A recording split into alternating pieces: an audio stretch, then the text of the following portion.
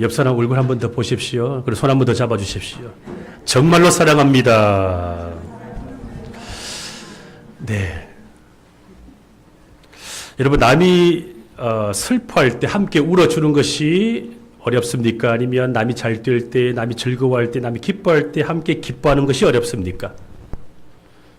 남이 슬퍼하고 힘들어할 때 같이 울어주고 위로해 주는 게 어려워요? 아니면 남이 즐거워할 때, 기뻐할 때 같이 등달아서 기뻐하는 것이 어렵습니까? 남 잘 될 때 즐거워할 때 기뻐하는 게 더 어렵죠? 예, 그게 인간의 마음일 거예요. 사실 둘 다 어렵습니다. 남이 기뻐할 때 함께 기뻐하는 거 어렵습니다. 하지만 남이 슬퍼할 때, 힘들어할 때 같이 울어주는 것도 쉽지 않습니다. 이것이 다 필요하죠. 이게 사랑이기 때문에 그렇습니다. 우리는 여기에 오늘 장로님 기도하신 것처럼 예수를 믿는 사람들이 모여서 예배하기 위해 우리가 모였습니다. 여기는 어디일까요? 여기는 교회입니다. 여기는 사회단체도 아니고 여기는 어떤 동호회도 아니고 여기는 예수 그리스도를 구주로 믿는 사람들이 신앙 고백하기 위해 모인 교회이기 때문에 이 교회에는 사랑이 가득한 공동체가 되기를 소망합니다. 사람들은 웃고 즐거워하는 것에는 쉽게 동화됩니다. 여러분 결혼식장에 가게 되면 신랑 신부와 그렇게 친하지 않아도 같이 막 축하하게 되잖아요. 내가 혼주가 아니지만 혼주의 마음으로 덩달아 기뻐하고 즐거워하는 것이 잔치집이죠. 결혼식장에 가서 함께 즐거워하는 건 쉽습니다. 그런데 초상집에 가서 장례식장에 가서 함께 유가족의 마음의 편에 서서 함께 울어주면서 공감이 잘 되시나요? 잘 되지 않는다면 한번 내 마음을 이렇게 살펴보셔야 돼요. 우리가 예수를 믿기 때문에. 왜 내 마음에는 공감이 잘 되지 않는가? 어떤 사람들이 힘들어합니다. 힘들어하면 뭐라고 우리가 인사하죠? 힘내세요. 우리 옆 사람에게 한 번 더 인사해 볼래요? 힘내십시오. 제가 교회를 개척하는데 이 말을 너무나 많이 들었는데 힘내십시오라고 하는 말을 들었을 때 힘이 납니까? 예, 우리 집사님 박수 한번 주십시오. 예, 생활 현장에서 열심히 일을 하다가 이렇게 늦게라도 오신 집사님 환영합니다. 예, 늦게 오셔도 괜찮고 예배 드리다가 졸아도 괜찮습니다. 힘들어 죽겠는데 힘내세요라고 우리가 인사를 하죠. 내 마음은 좋은 마음으로 하지만 정말로 힘들면 그런 말도 힘이 되지 않죠. 뭐가 힘이 될까요? 그냥 손잡아 주는 거죠. 손잡아 주고 딱 한마디, 모르겠어요. 군대 있을 때는 힘들지 그 한마디가 위로가 되던데 우리 군인 종수님 맞아요? 예. 쫄병이었을 때 고참이 힘들지 한마디 위로가 되었지만 사실 인생 살면서 정말 힘들 때는 말이 위로가 되지 않고 손잡아 주거나 아니면 침묵하면서 함께 울어주는 것, 이것이 가장 큰 위로가 될 것입니다. 쇼펜하우어가 이런 말을 했습니다. 함께 울어주는 친구가 진정한 친구다. 이 자리에 예배를 드리는 여러분, 내가 정말로 힘들 때 나와 함께 울어줄 친구가 있으신가요? 목사는 찬송가만 좋아하지 않고 저는 트로트도 좋아하고 대중가요도 좋아하는데 그 옛날에 나왔던 노래 가운데 윤복희 씨가 불렀던 여러분 노래 아시죠? 그 원래 가스펠송입니다. 가스펠송인데 이게 일반인들에게 인기를 얻게 되면서 대중가요가 되었죠. 내가 힘들고 외로울 때 나와 함께 울어줄 친구가 있는가? 이 교회는 어떤 곳이 되어야 될까요? 아무도 혼자 울지 않는 공동체가 되어야 할 줄로 믿습니다. 내가 힘들고 괴로울 때 울어주고 싶은 사람들이 우리가 함께 되어야 되겠죠. 제 부친이 작년에 돌아가셨는데 장례식을 치르니까 제 어머니와 또 큰어머니가 서로 만나가지고 막 서로 부둥켜 안고 울더라고요. 평소에 별로 안 친하셨거든요. 그런데 장례식장에서 어머니와 큰어머니가 막 부둥켜 안고 서로 울어요. 왜 울었을까요? 둘 다 남편을 잃었기 때문에 그렇습니다. 남편을 잃고 나서 70대 할머니들이 서로 끌어안고 동병상련이죠. 동병상련보다 더 큰 위로가 없습니다. 내가 암의 투병을 경험했다면 같은 암 환자를 만날 때 위로가 됩니다. 내가 부도를 당하고 신용불량자가 되면 그 경제적인 어려움을 겪은 사람들을 만나면 서로 그냥 위로가 되죠. 목사로서 교회에서 사역하다 보면 아픔을 겪게 되죠. 같은 아픔을 겪은 사람들 만나면 그냥 위로가 됩니다. 이게 우리에게 필요하지 않을까요? 동병상련. 오늘 본문 이 로마서 12장은 우리 그리스도인들의 생활에 대한 교훈이에요. 굉장히 주옥 같은 말씀이 나오는데 이 중에서 15절이 가장 중요합니다. 교회의 공동체성입니다. 한번 따라해 보십시오. 공동체. 자, 이 교회는 오늘 한 30여 명 모이셨는데요. 이 교회는 우리 장로님 기도하신 것처럼 각자의 다른 인격을 가진 사람들이 모였습니다. 개개인의 집단이 아니라 이 교회는 성령 안에서 예수 안에서 함께 살아가는 공동체이죠. 공동체입니다. 그래서 바울은 특히 15절을 중요하게 우리에게 소개합니다. 즐거워하는 자들과 함께 즐거워하고 우는 자들과 함께 울라. 우리는 즐거워하는 자들과 함께 즐거워하는 피상적인 삶은 쉽게 따라갈 수가 있지만 울고 있는 사람에게 감정이입을 해서 같이 울어줄 수 있는 이 감수성은 쉽지 않습니다. 하지만 여기까지 가기 위해 우리가 기도하고 성령으로 충만해야 될 줄로 믿습니다. 즐거워하는 자들과 함께 즐거워하고 우는 자들과 함께 울라. 자, 왜 그렇게 살아야 될까요? 왜 우는 자들과 함께 울어야 될까요? 그렇게 우는 자들과 함께 울어야만 예수의 마음이 우리 마음에 부어지기 때문에 그렇습니다. 예수의 마음이 부어지지 아니하면 교회 생활은 고달플 수가 있습니다. 내가 예수를 믿고 교회를 다니다 보면 내 안에 두 개의 법이 서로 싸웁니다. 생명의 성령의 법과 죄와 사망의 법이 싸웁니다. 영과 육이 충돌합니다. 그래서 한국에 살고 있지만 미국 국적을 갖고 있는 사람은 이중 국적인 것처럼 우리 예수 믿는 사람들은 이중 국적자예요. 세상 나라의 삶을 살면서 육으로 살아가면서 동시에 거듭났기 때문에 하나님 나라의 삶을 살고자 하는 거룩한 마음이 늘 속에서 서로 충돌하고 있습니다. 우리 속에 이 마음이 있을 때, 예수의 마음이 있을 때 우리는 우는 자들과 함께 울 수가 있습니다. 사도 바울이 오늘 이 말씀을 하고 있는데 헬라 원문을 보면 함께 울라, 이 표현이 어떤 표현인가 하면 그 고통에 함께 참여하라는 것입니다. 울고 있는 사람의 지체가 보일 때 여러분 가족이든 남편이든 아내든 자녀이든 부모이든 가까운 가족은 물론이거니와 직장 동료이든 교회 지체이든 고통 가운데 신음하고 힘들어할 때 내 마음속에 내 마음은 작동되지 않을지라도 예수의 마음으로 작동될 수 있도록 기도하면서 함께 울어줄 수가 있다면 우리는 그리스도 안에서 한 생명 공동체가 될 수가 있는 것이죠. 성경을 보면 예수님께서 웃으셨다는 기록은 찾아보기 어렵지만 우셨다는 기록이 딱 3번 나옵니다. 혹시 아십니까? 처음에 어디서 우셨을까요? 나사렛 무덤 앞에서 우셨죠.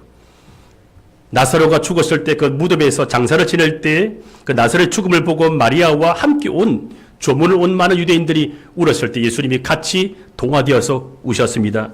그 다음에 예수님께서는 예루살렘 성을 바라보시며 우셨습니다. 자, 예루살렘 성전의 겉모습은 화려했습니다. 건물이 화려했습니다. 그런데 그 안에는, 성전 안에는 하나님의 백성들로 가득해야 되는데 하나님의 백성들이 없고 다 종교인들, 종교를 통하여 이윤을 챙기는 사람들만 가득했습니다. 눈에 보이는 성전은 있었지만 눈에 보이지 하나님은 안 계신 거예요. 종교는 있었지만, 형식적인 종교는 있었지만 생명이 없었습니다. 건물이 아무리 화려해도 성령의 충만함을 통하여 생명이 없으면 그것은 의미가 없죠. 그때 예수님께서 이 성을 바라보시며 우셨습니다. 또 한 번 십자가를 앞에 두고 우셨습니다. 십자가를 앞에 두고 예수님께서 우셨습니다. 히브리서 5장 7절을 보면 이렇게 나옵니다. 그는 육체에 계실 때에 자기를 죽음에서 능히 구원하실 이에게 심한 통곡과 눈물로 간구와 소원을 올렸고, 예수님께서 겟세마네 동산에서 땀방울이 핏방울이 될 만큼 이 모세의 혈관이 다 터질 만큼 처절하게 기도하시면서 우셨습니다. 왜 우셨을까요? 순종하기 위해서. 순종하지 아니하면 우리에게 구원이 없기 때문에 그렇습니다. 오늘 이 자리에 부모님들이 많이 계시네요. 부모님들이 왜 자녀를 위해서 기도해야 되죠? 또 이 자리에 내가 속한 직장을 위해, 교회를 위해, 지체를 위해서 우리가 왜 기도할 때 힘들까요? 순종 때문에 그렇습니다. 순종하기 위해서 내 속에서 서로 치열하게 싸우는 거죠. 내 자아와 거듭난 자가 치열하게 싸우기 때문에 예수님도 이것을 순종하기 위해서 처절하게 몸부림치면서 우신 것입니다. 그래서 바울은 그리스도 안에 있는 이 신앙 공동체는 우는 자들과 함께 울 수 있는 그 정감이 있는 공동체임을 강조합니다. 그래서 우는 자들과 함께 울지 아니하면 내 속에 육성이 살아나죠. 죄성이 살아나죠. 그래서 내 자아가 주인되어서 자존심을 위해 한평생을 살아갑니다. 나를 박해하고 비난하는 사람을 품지 못하고 도리어 저주합니다. 우는 자들과 함께 울지 못하면 높은 데 마음을 두게 되고 교만하게 되고 허영을 추구하게 됩니다. 조금만 방심하면 인간은 허영을 추구해요. 그래서 우는 자들과 함께 우는 이 감수성은 너무나 소중한 것입니다. 이것이 되지 아니하면 악으로 악을 갚게 되고 선으로 악을 이길 수가 없다고 바울이 말하고 있습니다. 그러므로 교회는 그러지 말아야 된다. 사도 바울이 이것을 강조하고 있는 거예요. 그래서 이 우는 자들과 함께 우는 것은 단순히 동정심이 아니라 이건 예수의 마음이에요. 동정심이 아닙니다. 예수의 마음이. 이 예수의 마음을 가질 때 예수 안에서 화목을 이룰 수가 있습니다. 자, 18절 같이 한번 읽어봅니다. 시작. 18절 시작.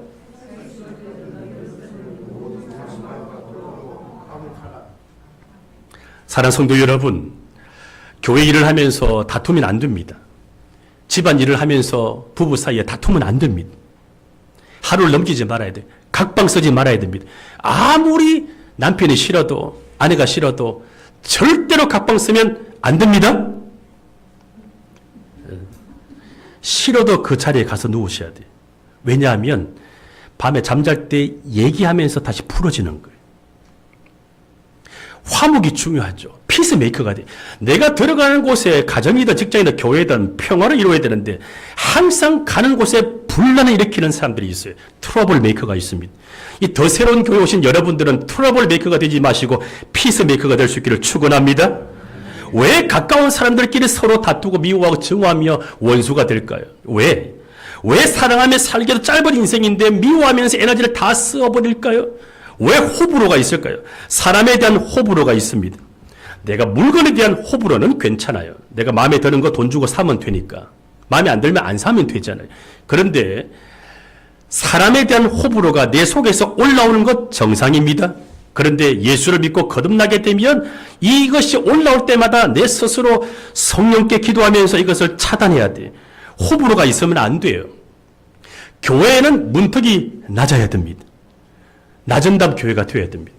우리 교회 주보에 보면 7가지 비전이 나와요. 이게 교회론과 신학에 따라서 나온 목회 비전인데 거기 보면 광야 인생을 환영하는 낮은 담 교회라고 나와요. 울산 낮은 담 교회가 아니라 교회 문턱은 낮아야 됩니다. 누구든지 환영할 수 있는 우리 교회가 되기를 소망합니다. 그러려면 어떻게 해야 될까요? 자, 내가 교회를 왔는데 제가 전주에서 5년 동안 목회하면서 이런 말을 참 많이 들었습니다.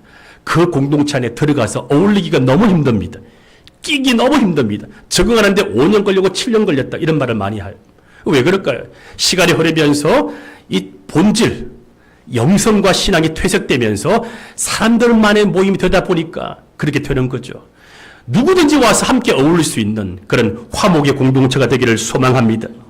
모든 사람과 더불어 화목하고자 하는 마음이 없기 때문에 그런 일이 벌어지죠. 모든 사람과 더불어 화목하려면 우는 자들과 함께 울 수 있는 영적 감수성이 우리 가운데 회복되어야 됩니다. 이 마음이 나타날 수 있기를 축원합니다. 그러면 이 더 새로운 교회는 아무도 혼자 울지 않는 교회가 될 줄로 믿습니다. 한번 따라해 보십시오. 아무도 혼자 울지 않는 교회. 여러분은 지금 내 주변 사람이 울고 있는 것을 알아차리십니까? 내 남편이 아내가 혹은 내 자녀가 부모님이 직장 동료와 또 교회 지체 가운데 지금 울고 있는 것이 알아차려지시나요? 혹은 내가 너무 힘들고 괴롭고 슬퍼서 울고 있는데 누가 알아차리고 나에게 함께 울어주고 손잡아주는 사람이 있으신가요? 어쩌면 누가 슬퍼서 울고 있을 때 같이 나도 울 수 있는 소중한 기회입니다. 저는 교회가 이 금요기도가 살아야 한다고 생각합니다.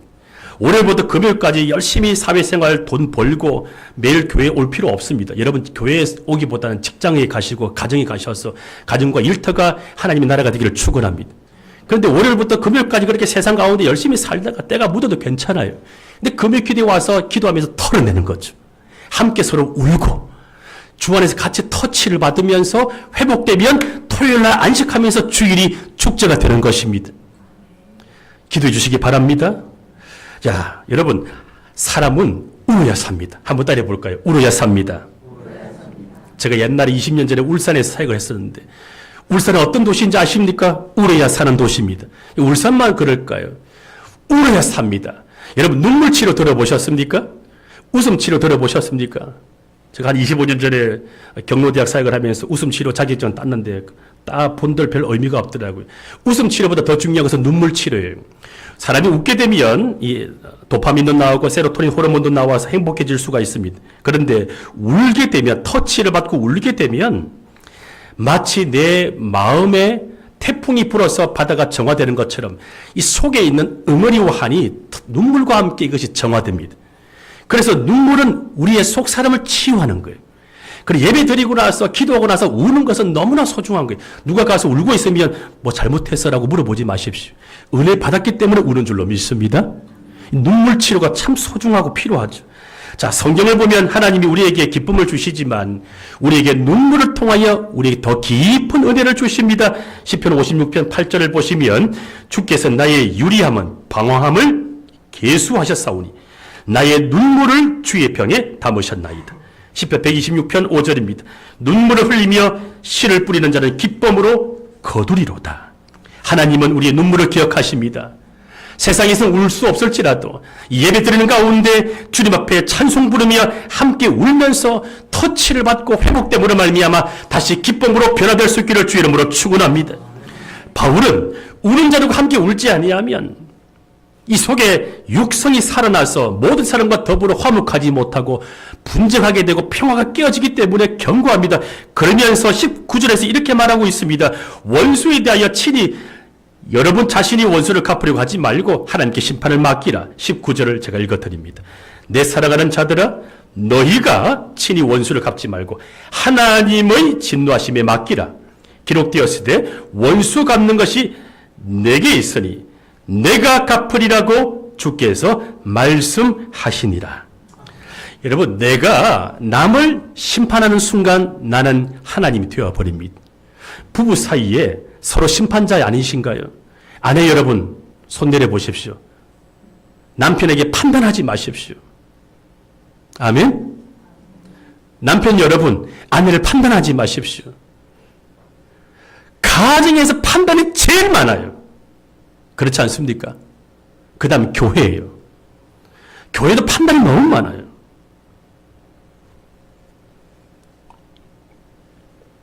적정심리학자 정혜신 작가가 쓴 책 가운데 당신이 옳다라는 책이 있습니다. 거기서 모든 감정은 옳다라고 말해요. 누가 화를 내더라도 그 감정은 옳은 거예요. 한번 따라해 보십시오. 모든 감정은 옳은 겁니다. 남편이 화를 내더라도 아내가 투정을 부리더라도 그 감정은 받아주십시오. 감정은 옳은 거예요. 그런데 그 감정이 갑자기 물건을 집어던진다든지 심한 욕설로 나올 때는 그게 죄가 될 수가 있겠죠. 그러면 그 사람 속에 연약함을 알고 공감해 줘야 돼요. 그래서 충조, 평판 조심하라고 말하죠. 충고, 조언, 평가, 판단. 한번 따라해 볼까요? 충조, 평판. 이거 연습하지 않으면 잘 안 될 겁니다. 그래서 가정 안에서, 교회 안에서 이 판단과 평가가 너무 많은 거예요. 이걸 내려놓아야 돼요. 그러면서 우리가 작동시켜야 될 것은 뭐죠? 우는 자들과 함께 울 수 있는 이 긍휼한 마음이에요. 내가 남을 판단하고 심판하는 순간 내가 하나님이 되어버립니다. 제가 목회자로서 30년 동안 교회 사역을 했는데요. 하나님이 너무나 많아요. 목사님들도 다 하나님이 되셔가지고 교인들을 판단하고 평가하죠. 헌금으로 평가하고 판단하고. 이찬수 목사님께서 제가 포항에서 붕해할 때 라이딩을 했거든요. 그러면서 하시는 말씀이 나는 절대로 부자 교인하고는 밥을 2번 이상 먹지 않는다. 가능하면 먹지 않는다. 그래서 제가 나도 단임 목회를 하면 절대로 부자하고 밥을 안 먹어야 되겠다. 그래서 전주에 부임했을 때 그 얘기를 했더니만 어떤 장로님께서 전주에서는 그렇게 하면 안 된다고. 근데 지나고 보니까 그 말이 맞는 것 같아요. 부자한테 밥을 먹으면요. 말씀대로 살아갈 때, 말씀으로 권면할 때 밥을 먹었기 때문에 말하기가 어려워지더라고요. 여러분 중요한 것은 무엇일까요? 하나님이 너무나 많아요. 교회 안에뿐만 아니라 여러분 가정에서도 하나님이 너무나 많아요. 오늘 이 시간부터 여러분 집에 가시게 되면 이제 내가 하나님 역할을 하지 말아야 되겠구나. 하나님 역할이 뭐예요? 판단하는 거죠. 평가하는 거죠. 심판하는 거예요. 바울이 말합니다. 사랑하는 자들아, 너희들이 원수를 갚으려고 하지 마라. 하나님의 진노하심에 맡기라.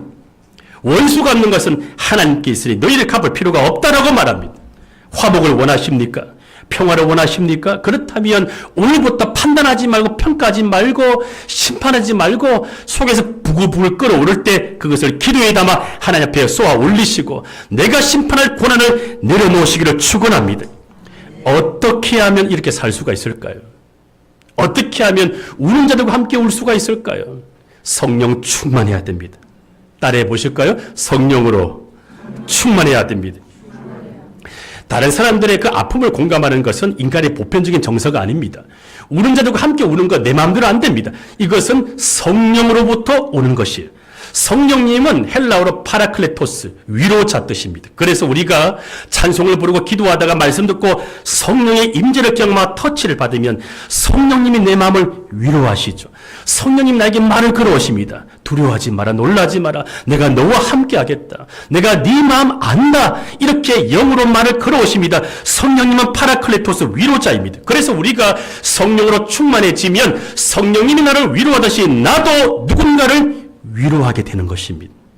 내 마음에 배우자를 향하여, 자녀를 향하여, 부모를 향하여 위로할 마음이 안 생긴다면, 내가 직장 동료들에게, 교회 지체들에게 위로의 마음이 작동되지 않고 자꾸만 판단과 평가의 말이 나온다면 내가 성령으로 충만하지 않고 자아로 충만하고 있음을 알아차려야 됩니다. 조금만 방심하면 자아 충만해집니다. 더 새로운 교회 성도들은 자아로 충만하지 않고 성령으로 충만할 수 있기를 축원합니다. 우리 옆 사람 한번 인사할까요? 성령으로 충만합시다. 여러분, 우는 자들과 함께 우는 이 마음은 인간의 보편적인 정서가 아니에요. 성령 충만할 때 그때 나타납니다. 모든 사람들 다 이기적입니다. 자기밖에 모르는 게 정상이에요. 기껏해야 내 가족까지 가죠. 그래서 기도를 들어보면 그 사람이 어디까지 가는지가 알 수가 있습니다. 기껏해야 내 자녀, 내 가족까지밖에 못 가는 게 인간의 마음이에요. 그래서 우리가 성령으로 충만하지 아니하면 타인을 품을 여유가 없는 것입니다. 어디까지가 내 몸일까요? 교회는 그리스도의 몸이라고 하는데 이 교회의 머리는 예수 그리스도이신 줄로 믿습니다. 그렇다면 예수 그리스도를 머리로 하고 저와 여러분들 다 그리스도의 몸이에요. 이 목사는 머리와 몸을 연결하는 목이라고 어떤 분이 말하시던데, 아무튼 저와 여러분들은 예수 그리스도의 몸이에요. 그러면 교회는 한 몸 공동체이고 지체란 말이죠. 지체란 말 들어보셨죠? 사도 바울이 교회를 기가 막히게 설명합니다. 고린도전서 12장 26절, 만일 한 지체가 고통을 받으면 모든 지체가 함께 고통을 받고 한 지체가 영광을 얻으면 모든 지체가 함께 즐거워하느니라. 이게 몸이에요. 남편의 아픔이 나의 아픔으로 통감이 되어야 됩니다. 아내의 고통이 남편의 마음으로 그대로 처리가 되어야 됩니다. 부모와 자식 사이에, 이웃과 이웃 사이에, 교회 지체 사이에 서로 통감이 되어야 돼요. 통감이 되지 않는다면 교회가 아닌 것입니다. 집단이에요. 우리는 집단으로 모인 자들이 아닙니다. 우리는 그리스도의 한 몸 공동체로 이곳에 모였습니다. 그래서 이 자리에 빈자리가 있다면 왜 오늘 오지 않고 어디로 갔을까 걱정하며 기도해 줄 수가 있어야 됩니다. 누가 아파서 입원했다면 내 가족이 알려날지라도 관심을 갖고 전화 한 통 해줄 수가 있어야 되겠죠. 그게 지체의식이죠. 여러분 다리 한번 꼬집어 보십시오. 순종이 제사보다 낫습니다. 꼬집으면 감이 느껴지면 이건 내 다리입니다. 근데 의족이라면 감이 없죠. 여러분들은 어디까지 고통이 느껴지시나요? 선한 목자기의 김다윗 목사님 40대 중반이신데 미국에서 이제 한국으로 오셔서 유기성 목사님 후임으로 오셨는데 그분이 벌써부터 은퇴 이야기를 하더라고요. 저의 은퇴 이후의 계획은 북한 선교입니다. 저도 선포하고 싶네요. 저 고등학교 때 북한 선교에 대한 비전을 받았거든요. 저는 70세까지 굳이 목회하고 싶은 마음 없고 제 마음은 조기 은퇴하고 저도 북한 선교하고 싶은 게 제 소망인데 여러분들 어디까지가 고통이 느껴지시나요? 저는 북한 동포들이 중국에 가서 팔려가고 인신매매 당하고 성착취 당한다는 소식만 들으면 지금도 고통스러워집니다. 저의 최종 목표는 북한의 교회를 세우는 것인데 그날이 언제 올지는 모르겠지만 제 마음은 그렇습니다. 고통을 느끼는 데까지가 내 몸이에요. 어떤 분은 미얀마로 선교사로 가 계시고 어떤 분은 케냐로 가 계시고 어떤 분은 러시아로 가 계시고 이렇게 선교지로 가는 것은 하나님이 그 땅에 대한 아픔을 주셨기 때문에 그렇죠. 고통을 느끼는 데까지가 내 몸입니다. 그런데 나에게 이 고통이 안 느껴진다면 왜 그럴까요? 내가 예수로 충만하지 않기 때문에 그렇습니다. 성령으로 충만하지 않기 때문에 그렇습니다. 자, 예수님은, 이 성경에 나오는 예수님은 지금 어디에 계시죠? 우리 제주도에서 온 청년.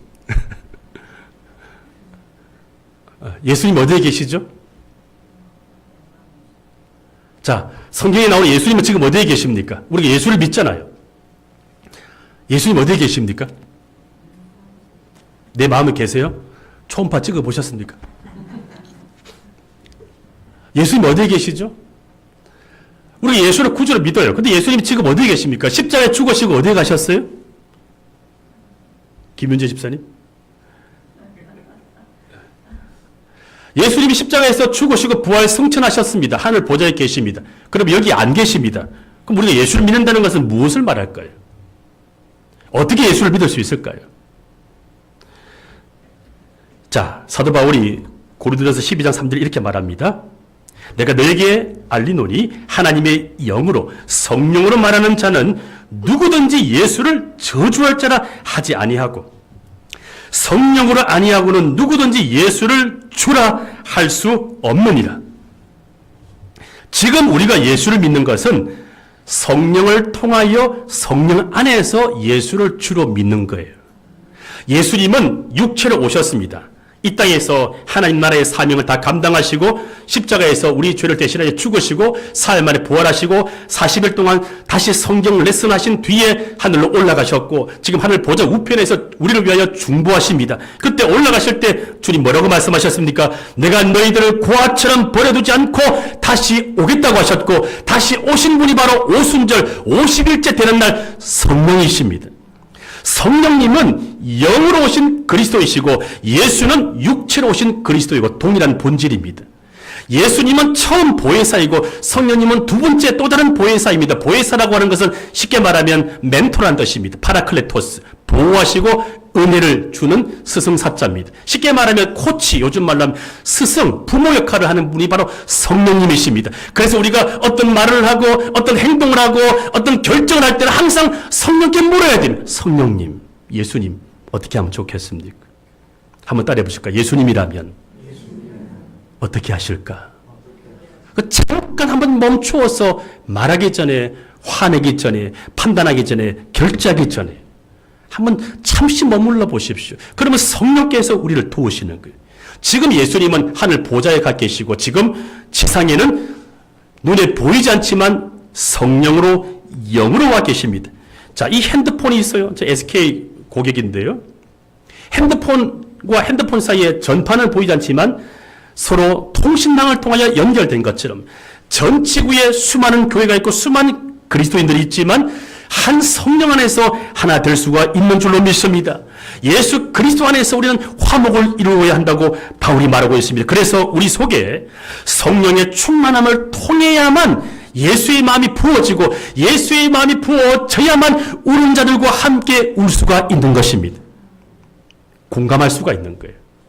내가 내 마음을 공감해야만 남을 공감할 수가 있습니다. 한번 따라해 볼까요? 내 마음을 내가 알아야만 타인의 마음을 알 수가 있습니다. 한 번 더, 내가 나를 사랑해야만 남을 사랑할 수가 있습니다. 여러분, 남편 사랑이 쉽지 않죠? 아내 사랑하는 것이 어렵죠? 직장에서 미운 사람이 있으시고 교회 안에도 사랑하기 어려운 사람이 있으시죠? 이거 왜 그럴까? 깊이 들어가 보면 그 사람을 사랑하지 못하는 원인이 타인에게 있는 것은 물론 사실이겠지만 더 깊이 들어가 보면 내 안에 그 사람을 있는 그대로 받아들이지 못하는 선뿌리, 내 안에 연약함이 있음을 빨리 알아차리셔야 됩니다. 그래서 우리가 예수를 믿고 성령으로 충만하게 되면 내 안에 있는 아담의 본성이 점점 제거되어지고 육신의 자아가 벗겨지면서 성령의 충만함을 통하여 예수의 마음이 부어지면서 누구라도 품고 사랑할 수 있는 사람으로 바뀌어지는 것입니다. 할렐루야. 그래서 건강한 교회는 성령 충만한 교회입니다. 목장도 성령 충만한 목장, 지금 우리 교회는 이제 시작된 교회이기 때문에 아직 구역 목장이 조직되지 않았지만 오늘 예배 후에 급하신 분들은 가시지만 그래도 남아서 함께 오늘 한번 셀 모임, 목장 모임 말씀 나눔을 하면 좋겠습니다. 우리 교회 비전은 간단합니다. 주보에 나와 있습니다.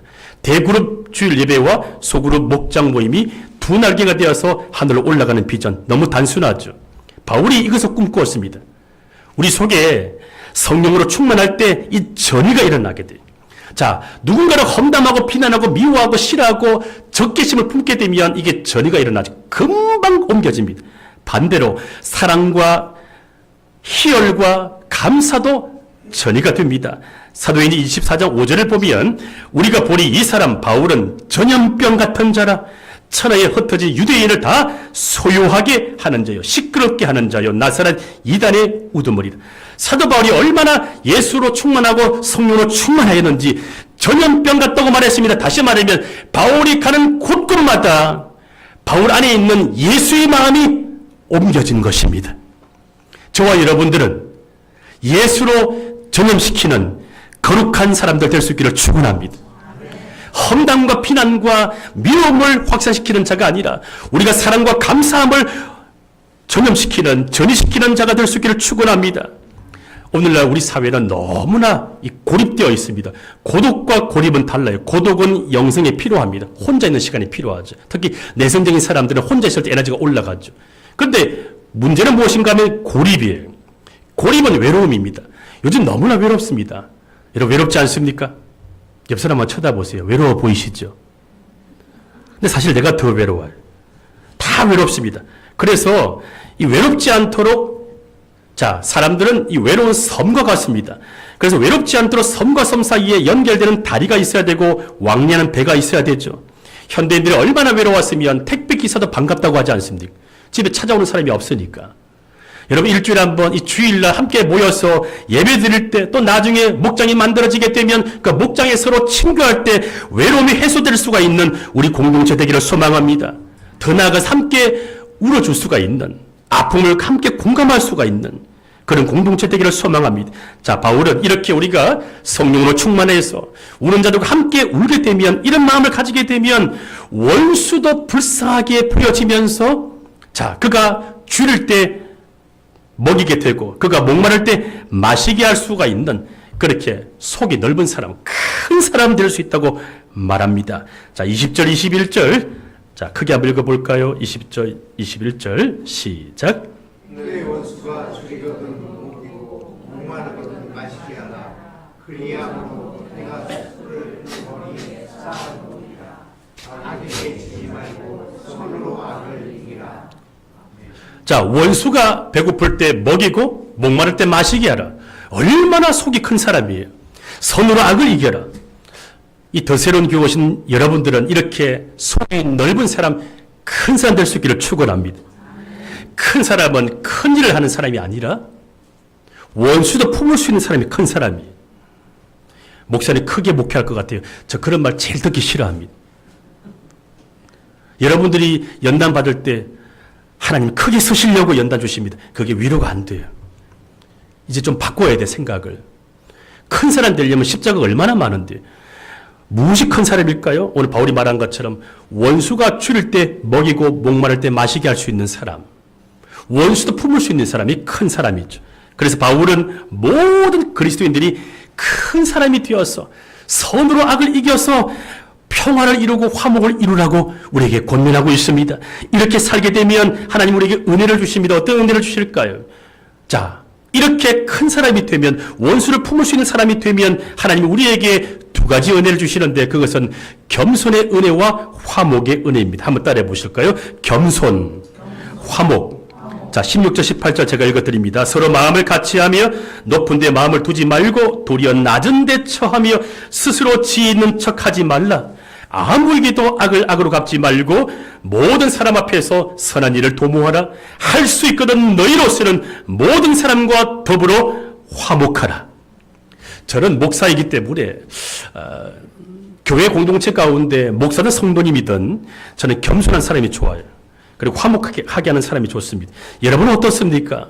겸손한 사람, 화목하게 하는 사람 공동체에 필요하지 않을까요? 겸손한 사람과 화목한 사람이 공동체를 세웁니다. 가정을 세우고 교회를 세웁니다. 그리고 이 겸손과 화목은 연결되어 있습니다. 무엇이 먼저일까요? 겸손이 먼저일까요? 화목이 먼저일까요? 여러분 직장이 화목하기를 원하시고 가정이 화목하기를 원하십니까? 그렇다면 무엇이 전제되어야 될까요? 겸손이죠. 내가 밑바닥에 내려가게 되면 다툴 일이 없습니다. 내가 밑바닥에 내려가게 되면 다 이해됩니다. understand 뜻이 뭐죠? 아래에 서는 것입니다. 내가 밑바닥에 서면 우러러 보기 때문에 남을 나보다 낮게 여기기 때문에 갈등이 일어나지 않습니다. 왜 갈등이 일어날까요? 내가 하나님이 되기 때문에 그렇죠. 위에서 밑으로 지시하고 명령하고 오더를 내리고 위에서 밑으로 바라보니까 마음에 들지 않아서 충조평판이 일어나기 때문에 그렇습니다. 우리가 성도로 살아가기 위해 겸손하게 낮은 데 처하여 이해하는 마음을 갖게 된다면 우리 공동체는 우리가 속한 모든 가정과 직장은 사랑의 공동체가 될 줄로 믿습니다. 두 딸을 두었던 한 여성이 끔찍한 사건을 증언하려고 법정에 섰습니다. 그녀에게 두 딸은 삶의 전부였습니다. 그런데 어느 날 남편이 극심한 우울증에 빠져서 인생을 포기하려고 합니다. 비참한 삶을 살 바에는 차라리 죽는 것이 낫겠구나. 그래서 내가 죽으면 저 두 딸을 누가 돌볼 수 있을 것인가. 이 세상 끝내고 싶다는 마음으로 동반자살을 시도했습니다. 그래서 남편은 아내 몰래 6살, 4살 된 두 딸에게 독국물이 들어가 있는 우유를 먹이고 나서 그 다음에 자신도 먹었습니다. 그런데 기가 막힌 것은 남편은 목숨을 건졌지만 두 딸은 그 독국물이 들어가 있는 우유를 마시면서 죽고 말았습니다. 법정에 나온 아내는 심장병과 척수염, 류마티스, 관절염 이런 것으로 몸을 제대로 가눌 수가 없는 매우 힘든 상태였습니다. 삶의 전부였던 딸들 잃은 그녀는 마음에 보복심이 가득하여 견딜 수가 없었습니다. 딸을 살릴 수만 있다면 자기 목숨을 바치고 싶다고 흐느껴 울었습니다. 하지만 곧 눈물을 거두고 증언을 하기 시작했습니다. 처음에는 남편을 죽이고 싶을 만큼 화가 치밀어 올랐지만 남편이 정당한 판결을 받게 하는 것이 옳다고 생각하게 되어서 용기를 가지고 이 법정에 서게 되었다고 당당하게 밝힙니다.